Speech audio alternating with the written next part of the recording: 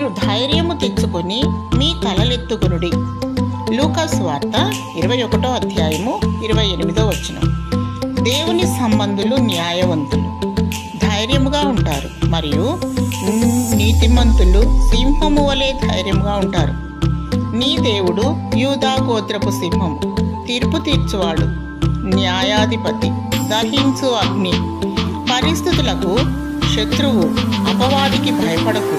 వాడు గర్జించు సింహము వలె ఎవరిని మృంగుదునా అని వెతుకుచూ తిరుగుచున్నాడు. లోకములో ఉన్నవారి కంటే నీలో ఉన్నవాడు గొప్పవాడు.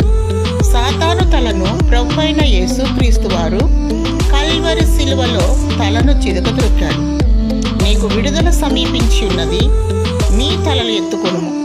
నిర్భరమైన బుద్ధి కలిగి మెలకువగా ఉండుము. విశ్వాసమునందు నిలకడ కలిగి ప్రార్థన యందు పట్టుదలతో ఆత్మ వాక్య ఖడ్గమును పట్టుకొనుము. పరిశుద్ధతను పవిత్రత కలిగి ప్రభు రాకడ కొరకై సిద్ధపడుము. కనురెప్పపాటున ఎత్తబడదవు. క్రీస్తునందు ప్రతి విధమైన సమస్యను ధైర్యముగా ఎదుర్కొనుము. పెండ్లి కుమారుడు రాకడ వరకు నీ గదిలోనే దేవుని సన్నిధిని అనుభవిస్తూ వర్ధిల్లుము. దేవుడు నీకు ధైర్యమును నిరీక్షణను దయచేయునుగాక. ఆమేన్.